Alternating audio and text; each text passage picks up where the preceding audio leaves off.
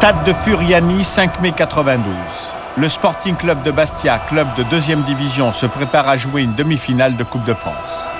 Un événement pour toute la Corse. L'adversaire est de taille, l'équipe mythique de l'OM, présidée à l'époque par Bernard Tapie.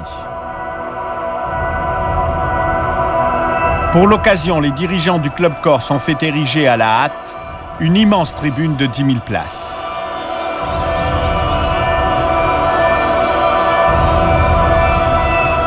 Il y avait une odeur de mort dans ce stade. Là, quand on a vu tous ces gens perchés sur ces tribunes, on s'est dit, mais qu'est-ce qui va se passer ? À quelques minutes du coup d'envoi du match, l'ambiance est électrique. Les joueurs vont s'échauffer. Après l'échauffement, ils rentrent au vestiaire. On se change, on fait les derniers préparatifs qu'il doit y avoir. On entend un bruit infernal.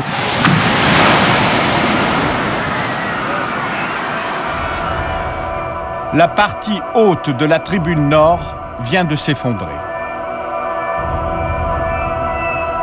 On voit que la moitié de la tribune est effondrée, qu'il y a des pleurs, il y a des cris, il y a une espèce de fumée. On est à l'apocalypse, quoi. Un silence terrible après les cris et l'odeur du sang. Et qui a eu l'odeur du sang humain dans le nez ne l'oublie jamais plus.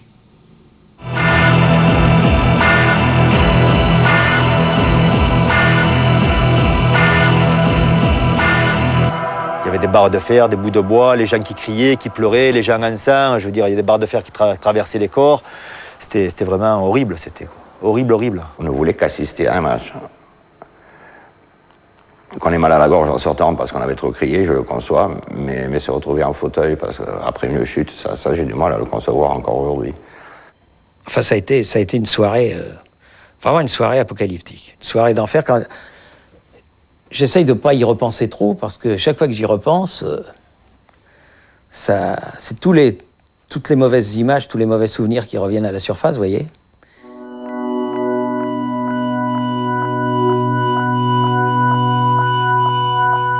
Bilan de cette tragédie sans précédent, 17 morts, plus de 2400 blessés. À peine sortis des décombres, les victimes les plus graves sont transportées par hélicoptère vers les hôpitaux de la région ou du continent. Qu'à voir en effet les spectateurs... Les survivants se précipitent devant les caméras de TF1 pour montrer à leurs familles qu'ils sont indemnes. Les gens quittent le stade. Il n'est plus question de football ce soir à Furiani. Un peuple tout entier est marqué dans sa chair. Furiani, ça reste quelque chose de très présent, de sanglant et physiquement et intellectuellement pour nous.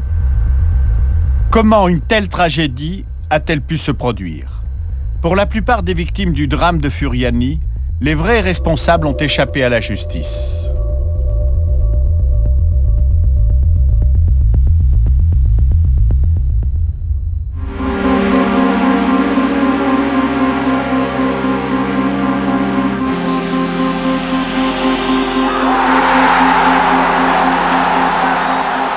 À 15 jours de la catastrophe, les supporters corses sont euphoriques. Bastia vient de battre Nancy au tir au but en quart de finale de la Coupe de France. Le prochain adversaire sera donc la prestigieuse équipe de Bernard Tapie.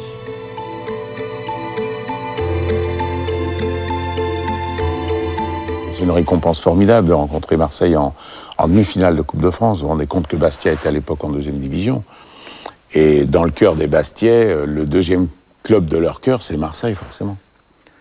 On sait que ça va être un match formidable, parce que c'est en plus les Bastia-Marseille ou les Marseille-Bastia, il se passe toujours quelque chose. Je veux dire, c'est un...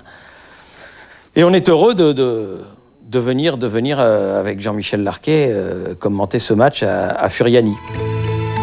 Tout le monde se réjouit, sauf cet homme, Philippe Balladur, qui est à l'époque colonel de gendarmerie de Haute-Corse. C'est lui qui dirigera l'enquête sur la catastrophe. Il y avait une vieille tribune, à la limite dangereuse d'ailleurs, et je ne voyais pas comment on aurait pu accueillir une telle demi-finale 10 jours après, ou 12 jours après, parce que je vous rappelle qu'entre le tirage au sort et le match, il n'y avait que 10 jours, ce qui est fondamental pour toute cette affaire. Qu'importe les délais, Jean-François Philippi, le président du club de Bastia, décide de raser en vitesse la tribune nord du stade de Furiani. Aucun permis de démolir n'a été déposé. L'opération se fait en pleine nuit, en parfaite illégalité.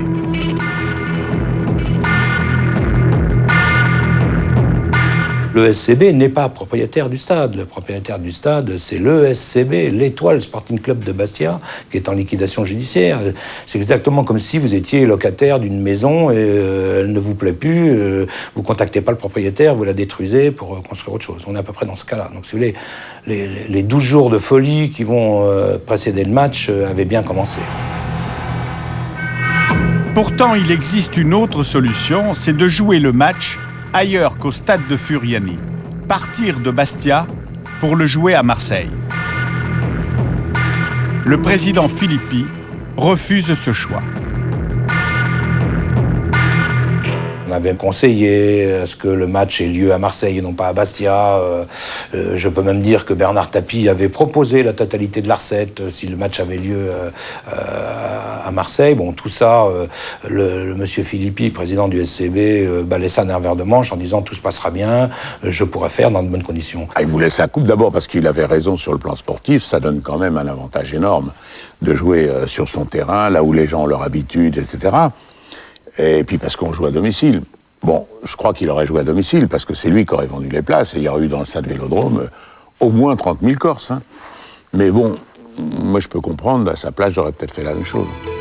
Maître Rafali est présent le soir du drame. Il connaît bien Jean-François Filippi pour avoir été son avocat. Je crois que M. Jean-François Filippi voulait faire ce cadeau à la Corse. Et je crois que c'est l'élément directeur dans son esprit qui veut que le match passe ici. C'est ça. C'est le cadeau qu'il veut faire à la Corse. Pour offrir son cadeau à la Corse, Jean-François Filippi va faire appel à cet homme, Jean-Marie Boismont. On le voit ici 10 jours avant le match, présenter son projet devant la commission des grands rassemblements. Jean-Marie Boismont est ingénieur de formation. Il travaille pour Sud Tribune, une société réputée.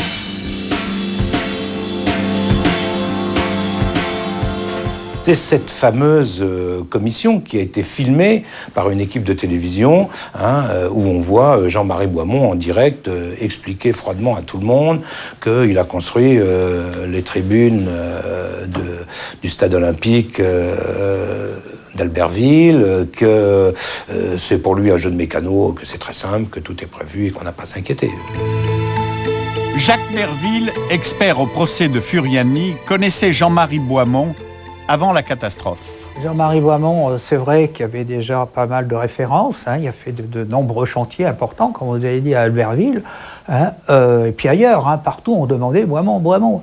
Mais comme toute personne un peu passionnée, l'habitude et sûre de lui, était sûr de lui. Ça monte jusqu'au jour où ça casse, quoi. Le pari insensé de l'ingénieur de Sud Tribune est en passe d'être réalisé. Le gradin sera terminé pour le 5 mai, jour du match. On pose les derniers sièges. Il aura fallu moins de 10 jours pour monter ces 17 mètres de métal. Un édifice à la démesure de l'enjeu que représente cette rencontre pour les supporters corses. Partout dans l'île, on célèbre déjà cette victoire. Les jours précédant ce match, je vous assure, c'était extraordinaire. Il y avait une ambiance de fête fantastique. Les gens s'embrassaient dans les rues. Plus personne ne travaillait d'ailleurs. Bon, certes, on nous dit que nous sommes des gens qui ne travaillons pas beaucoup. Mais il n'y avait pas la RTT, mais nous avions adopté la RTT, car on ne pensait plus qu'au match. Et c'est vrai que pour la région, c'était quelque chose d'extraordinaire. Paul Calassi, sympathisant nationaliste, est à l'époque restaurateur à Nice. Pour lui, ce match, c'est avant tout l'occasion de communier avec l'ensemble de ses compatriotes corses. Il ne se doute pas que sa vie va basculer. C'était la fête de la Corse, c'était pas la fête de Bastia, c'était la fête de la Corse, c'était le Sporting qui représentait tout le peuple corse. La fête tourne au carnage. L'horreur est filmée de la tribune par un vidéaste amateur.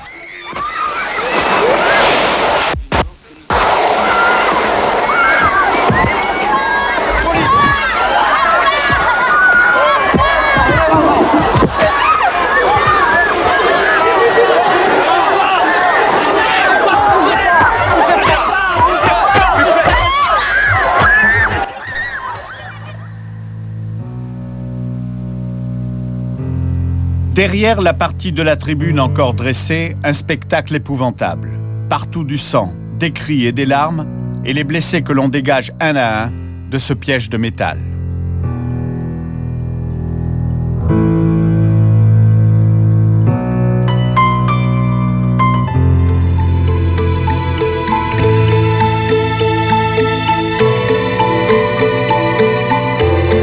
Jean Ferrara est à l'époque journaliste sportif pour une radio marseillaise. Il fera partie des plus graves blessés de la catastrophe. Aujourd'hui encore, 12 ans après l'effondrement, il n'a pas retrouvé l'usage complet de ses jambes. Moi, je faisais confiance, quand on va à l'opéra, on ne s'attend pas à ce que le lustre vous tombe sur la tête, par exemple. Le procès s'ouvre moins de 3 ans après le drame en janvier 1995. Les mesures de sécurité sont exceptionnelles.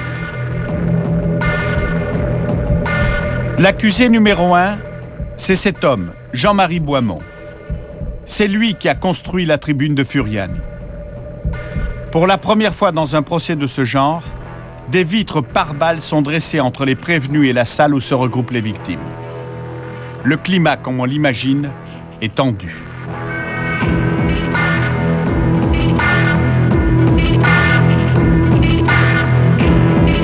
Roland Mailly est alors procureur. Pour lui, la responsabilité de Jean-Marie Boismont dans cette affaire ne fait aucun doute. L'explication technique est extrêmement simple. Cette tribune a été mal construite, c'est clair, et M. Boismont, lui, l'a admis sans trop de difficultés. Les faits sont accablants. Absence de lien entre les structures. Bricolage des fondations de la tribune. Et ce n'est pas fini.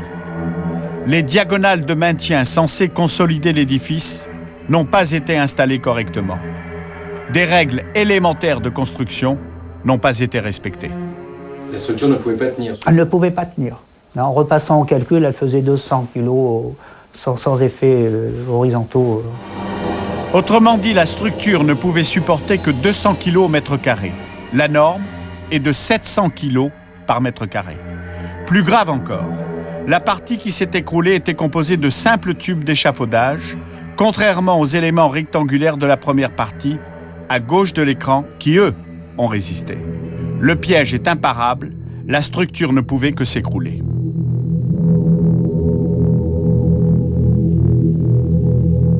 Jean-Marie Boismont, quand on lui a demandé de nous fournir les plans de montage de la tribune qu'il nous avait annoncé lors de la commission de rassemblement, il n'a jamais pu le faire. Jean-Marie Boismont, qui nous avait fait des tas de promesses avant, a reconnu que de toute façon, c'était le seul moyen pour lui de se sortir de la mauvaise passe dans laquelle il était, avec un beau contrat comme celui qui lui avait été proposé à Bastia. Donc là, je veux dire, on est totalement dans la faute professionnelle pure et dure, si je puis dire.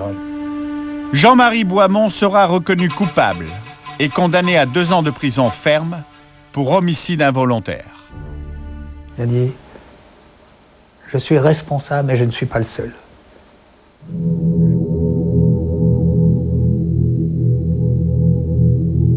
Reste à savoir pourquoi et comment une telle suite de négligences meurtrières a pu se produire.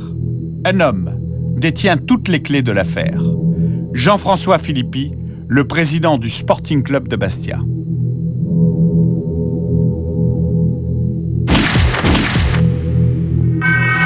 Malheureusement, le 26 décembre 1994, à quelques jours seulement de l'ouverture du procès, Jean-François Philippi est assassiné en sortant de chez lui.